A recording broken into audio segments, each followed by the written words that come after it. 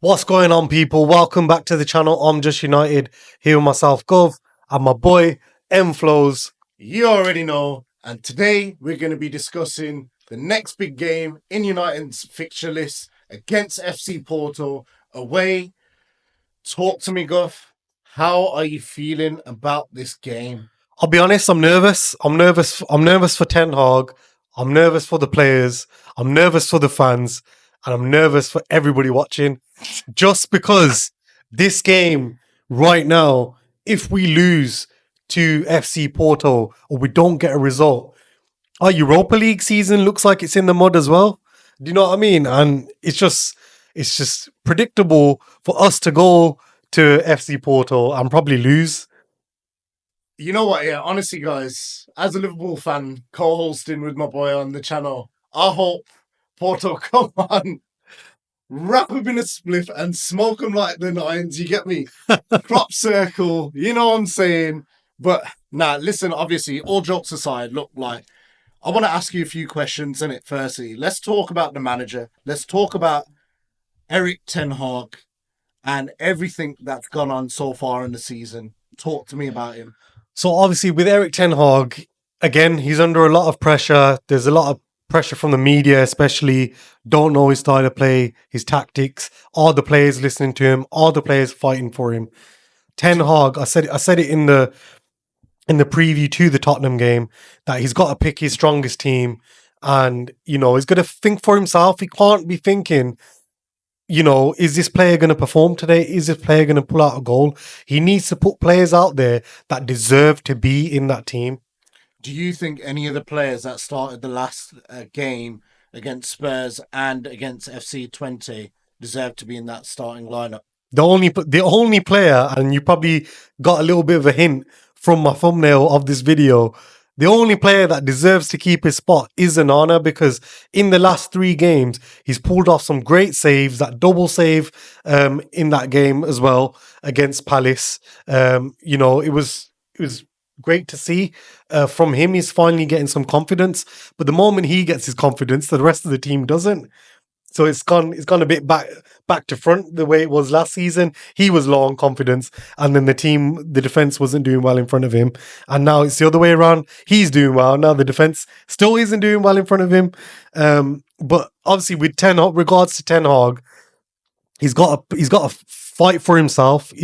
Doesn't matter about any of these players that he put out in the last game. Now he needs to speak to his coaching staff. He needs to think for himself in terms of who is going to win me this game and who's going to fight for this badge. I alluded to it in the review for the Tottenham game. If you are not good enough to wear and lift this badge and wear it proudly on your chest, do not play for Manchester United. Give up and walk out that door. Which takes me nicely on to my next point. I mean, that was cold. That was ruthless. But just before you go on to your next point, what I do want to say is, let's say the team put in another shambles of a performance like they did against Spurs, like they did against Palace, like they've been doing pretty much all season. Do you think they're going to get rid of him? I don't think so.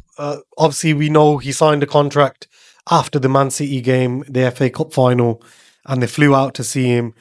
And then in his first press conference back, you could tell he wasn't happy that they interrupted his holiday after winning a trophy for the club. The FA Cup. Obviously, it's not the Carabao Cup. It's actually a decent trophy to win. Yes. Is that a dig? Yeah. It might be. I don't know. But honestly, like, he won the Carabao Cup in his first season. In his second season, he won the FA Cup, which we know.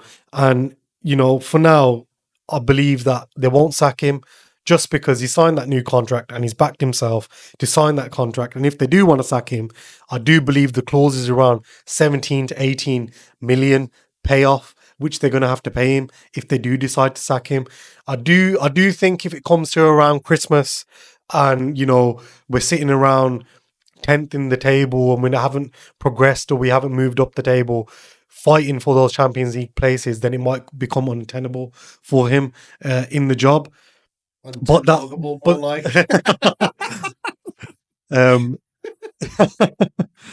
yeah, obviously that takes me nicely on to the players who I want to talk about. they simply cannot afford another game where they, they do not put in a performance, they do not put in a shift, they do not fight for each other on that pitch. We didn't see it against Tottenham, we didn't see it against Palace, and we didn't see it against FC Twente. We didn't see any fight at all from these players. And if they lose this game against Porto, they're going to be in one hell of a predicament because they've lost 2 out of their 8 games that they're going to play in the Europa League. They're not at home, and they're going to be really low on confidence. So I'm hoping, they show some fight, and they want to show to the fans that pay money every week to go see them, to go support them, to go at that game when it was 2-0 to Tottenham. The fans were still singing, "Glory, glory, Man United." The fans were still backing them. They were still singing the players' names on the pitch. They don't deserve it, to be honest. They just don't deserve it after that performance. And if you want to fight for this team and you want to fight for this badge, then you repay those fans by putting in a performance against Porto. And if you don't, you know where the door is, and I'll see you later, mate.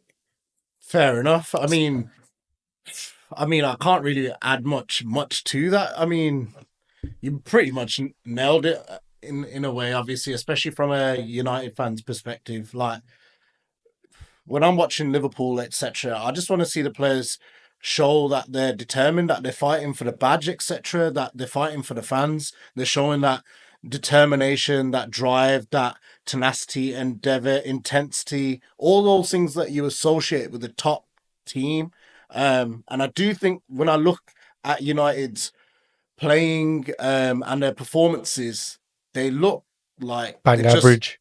It's not even just bang average. I feel like Ten Hag's literally just relying on the brilliance of individual moments from players. It doesn't seem very cohesive. There doesn't seem to be a tactical plan in place. It just seems sounds a bit like a heavy metal tune, bish bash bosh, and here you go. Yeah, I agree. But that's obviously why I've gone with this. My predicted 11 for this game. The reason I've gone with this team is because I do think, hopefully, we can get a result with this team. Obviously, I don't know if he'll pick this team, but this is based off what I saw in the Spurs game. The back line remains the same just because I don't think we have any better. A lot of them players had an off game against Spurs. Usually, they've had a few off games. No, but usually they're a little bit better than what they are in that game. What they were in that game. Sorry. Obviously, I don't think there's anybody better that can come into the team. Really? If we're dropping Harry Maguire, or as in putting Harry Maguire into the starting lineup, or Lindelof, I think it might just wake people up a bit and maybe make them realise. I agree with that. What you call it? Nobody is owed anything, that they don't deserve to start, that everybody has to fight for their place. Don't you sort of agree? Yeah, I agree with that. Obviously, if we won our first game in the Europa League, this might be a perfect game for Harry Maguire to come in. But, Erik Ten Hag's back's up against the wall, and I believe he needs to pick a strong enough team that can win this game. So that's why I've gone with Agate in midfield, Casemiro in midfield, holding with him, because he was the only glimpse of hope that I had in that Tottenham game when he came on. He was playing balls. He looked back to his old self, and he's getting the ball first time, playing it in straight for somebody to attack. And you could see he was trying to change the game, trying to impact the game. And that's all you can ask from these players. And another player that I've gone with in midfield is Mason Mount, because exactly the same. He's putting himself about on the pitch, making tackles, running, as you should as a professional footballer. And those are the three that I've gone with midfield. And then I've gone with Bruno on the right, just because, again, he's been sent off during in the game against Tottenham on Sunday. So obviously this is a game where he can play, and he's not going to be playing on the weekend. So I've gone with Bruno on the right, and then I've gone with Højlund up top, just because I think I've seen enough from Xerxes now. We got a glimpse of it against Fulham where he scored that goal. But that's it. Since then, we've just seen nice link-up play. We ain't seen no goals. We ain't seen no real threat in the box. And I think Højlund can bring that clinicalness that we need. I've dropped Rashford. I've gone with Garnacho on the left because, again, he was a bright spark in that Tottenham game. He got himself a few chances. And, we need someone that's actually going to want to score and play like they mean it.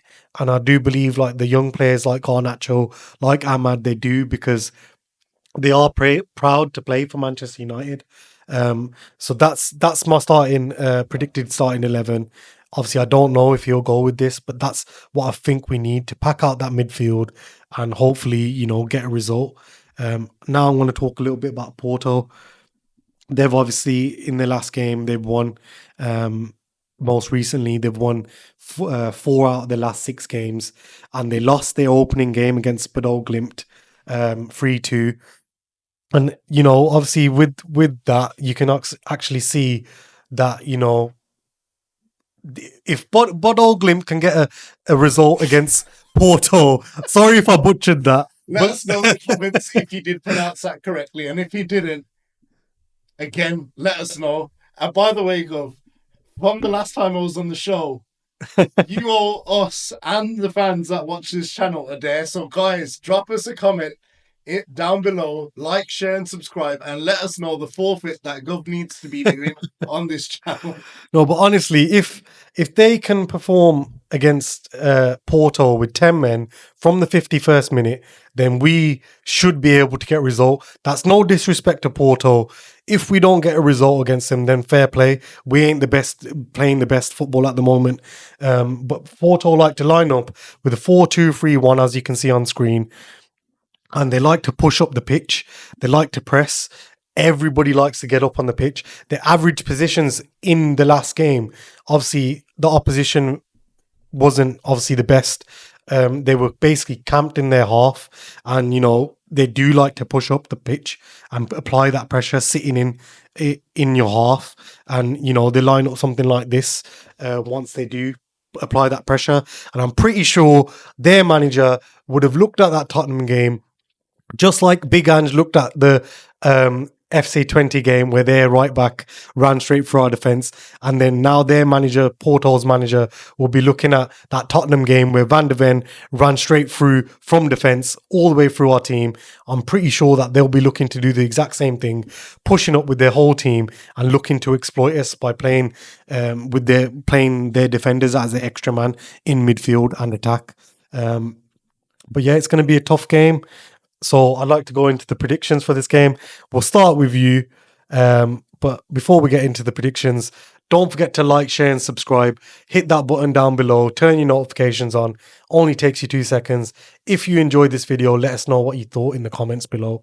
But let's get into your predictions then for this game. So I actually think that it might work a little bit in United's favour that United aren't at home, because I feel like the fans are probably not they're not feeling the performances. They're definitely not feeling the results either.